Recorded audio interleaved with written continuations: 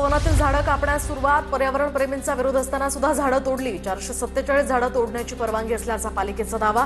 नाशकात नवीन एसटीपी प्लांटसाठी 300 झाडं तोडली. हैदराबादवरून नाशिकसाठी आज 15,000 झाडं येणार, तर झाडांच्या रोपणासाठी पर्यावरण प्रेमी अधिकाऱ्यांकडून पाहणी सुरू. पेलिकन पार्क आणि गंगापूर रोड व्यतिरिक्त गोदावरी, नंदिनी, कपिला या नद्यांच्या तीरावर देखील जागांचा शोध.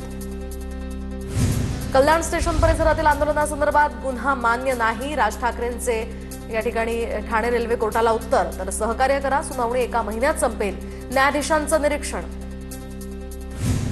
हिवाळी अधिवेशनात सुधीर मुनगंटीवारांचा सरकारला घरचा आहेर. विदर्भावर अन्याय करू नका. विदर्भ मराठवाडा वैधानिक विकास मंडळावरून मुनगंटीवारांचा सरकारलाच घरचा आहे. दिल्लीमध्ये काल पवार आणि अजित पवार यांच्यामध्ये बंद दाराआड चर्चा. जवळपास 20 मिनिटं पवार आणि अजितदादा यांच्यात चर्चा. सूत्रांची माहिती, तर दोन्ही नेत्यांमध्ये एकत्र येण्यासंदर्भात चर्चा झाल्याची ही सूत्रांची माहिती. शेतकऱ्यांच्या प्रश्नावर सभागृहात विरोधक आक्रमक. विधानसभेत घोषणाबाजी. शेतकऱ्यांच्या प्रश्नासाठी अध्यक्षांनी दुपारी 3 वाजता बोलावली बैठक. तर शेतकऱ्यांच्या प्रश्नावर राजकारण नको, मार्ग काढू, फडणवीसांचं विरोधकांना उत्तर. उद्धव ठाकरे नागपूरमधील हिवाळी अधिवेशनाच्या कामकाजात सहभागी होणार. आज आणि उद्या अधिवेशनाला ठाकरे उपस्थित राहणार. उद्धव ठाकरे अधिवेशनात एकच दिवस येऊन काय साध्य होणार आहे? निलेश राणेंची टीका. तर विधिमंडळाच्या कामकाजात कधी सहभागी व्हायचं, हा उद्धव ठाकरेंचा प्रश्न. सचिन अहिर यांचं प्रत्युत्तर. उद्धव ठाकरेंनी मुंबईत बसून टीका करण्यापेक्षा अधिवेशनात सहभागी व्हावं. मंत्री प्रताप सरनाईकांचा उद्धव ठाकरेंवर निशाणा. तर उद्धव ठाकरेंवर टीका करणं या आमदारांना शोभत नाही. आमदार वरुण सरदेसाईंचा सरनाईकांना टोला. महायुतीच्या आगामी महापालिका निवडणुकीसाठीचा फॉर्म्युला ठरला. मुंबई, ठाणे, कल्याण, डोंबिवली आणि नाशिकमध्ये भाजप सेना एकत्र लढणार, सूत्रांची माहिती. तर पुणे आणि पिंपरी चिंचवडमध्ये राष्ट्रवादी, भाजप स्वतंत्र लढणार. शिवाय नवी मुंबई संदर्भात अद्यापही निर्णय झाला नसल्याची सूत्रांची माहिती. भाजपचे प्रदेशाध्यक्ष रवींद्र चव्हाण यांनी गृहमंत्री अमित शहांची भेट घेतली. दिल्लीमध्ये रात्री उशिरा शहांबरोबर संघटनात्मक चर्चा. फडणवीस आणि शिंदे यांच्यातील आगामी निवडणुकांसंदर्भात झालेल्या चर्चेला जो सारांश होता तो त्यांनी शहांना सांगितल्याची माहिती. छत्रपती संभाजीनगर पालिकेसाठी भाजपसोबत युती करण्याचे शिंदेंचे आदेश. शिंदेंसोबत स्थानिक आमदार पदाधिकाऱ्यांची बैठक झाली, सूत्रांची माहिती. राज्यात गेल्या 6 महिन्यात 781 शेतकऱ्यांच्या आत्महत्या. विदर्भात 296, मराठवाड्यात 212 इतक्या शेतकऱ्यांच्या आत्महत्या. तर तारांकित प्रश्नोत्तरामध्ये सरकारकडून लेखी उत्तरात ही माहिती.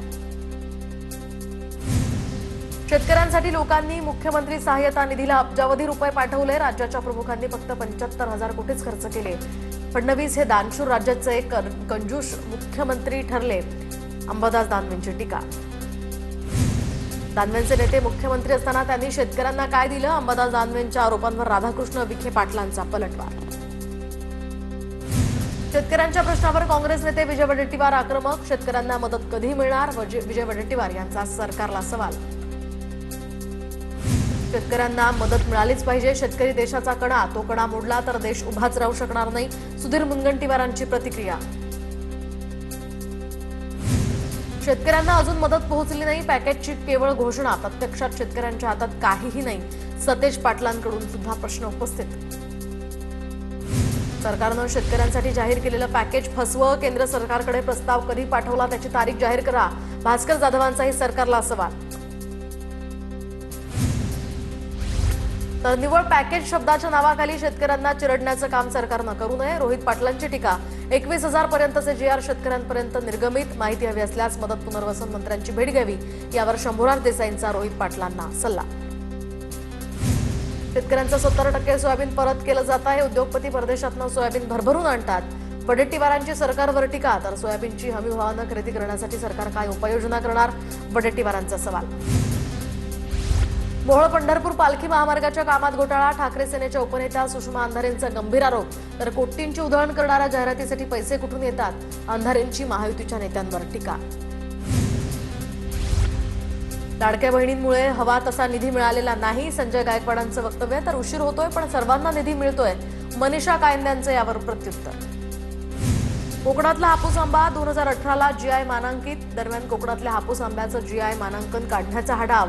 ठाकरेंच्या सेनेचे नेते भास्कर जाधवांची टीका. छत्रपती शिवाजी महाराज शेतकरी सन्मान योजनेचा लाभ देण्याचे आदेश देऊन सुद्धा 6,56,000 शेतकऱ्यांना लाभ नाही. 6,56,000 शेतकऱ्यांना लाभ देण्यासाठी 5,975 कोटी निधीची गरज. सहकार मंत्री बाबासाहेब पाटलांची कबुली.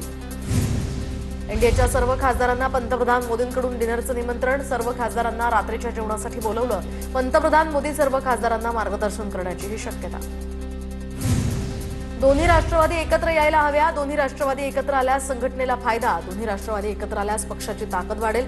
धर्मराव बाबा आत्राम यांचं वक्तव्य. शरद पवार राज्यसभेत असणं हे देशासाठी महत्त्वाचं. खासदार निलेश लंकेंचं वक्तव्य. तर शरद पवार पुन्हा राज्यसभेत येत असतील तर सर्वपक्षीय सहकार्य करणार. निलेश लंकेंची प्रतिक्रिया. मनसे नेते संदीप देशपांडेंनी सार्वजनिक बांधकाम मंत्री शिवेंद्रराजे भोसले यांची भेट घेतली. मुंबईतील बांधकाम विभागातील भ्रष्टाचारासंदर्भात या दोघांमध्ये भेट झाल्याची माहिती. तळेगाव एमआयडीसीत कंपन्यांच्या अनधिकृत बांधकामांवरील कारवाईवरून वाद. सुनील शेळकेंच्या सांगण्यावरून कारवाई झाल्याचा स्थानिकांचा आरोप. कंपन्यांना रीतसर नोटीस देऊन कारवाई. अधिकाऱ्यांची माहिती. मुंढवा जमीन गैरव्यवहार प्रकरणी अटकेतील शीतल तेजवानीची आज पोलीस कोठडी संपणार. आर्थिक गुन्हे शाखेने अटक केल्यानंतर पुणे सत्र न्यायालयाचा पोलीस कोठडी सुनावण्याचा हा निर्णय. मुंबई उच्च न्यायालयामध्ये मराठा समाजाच्या एससीबीसी आरक्षणाच्या वैधतेसंदर्भात आज सुनावणी.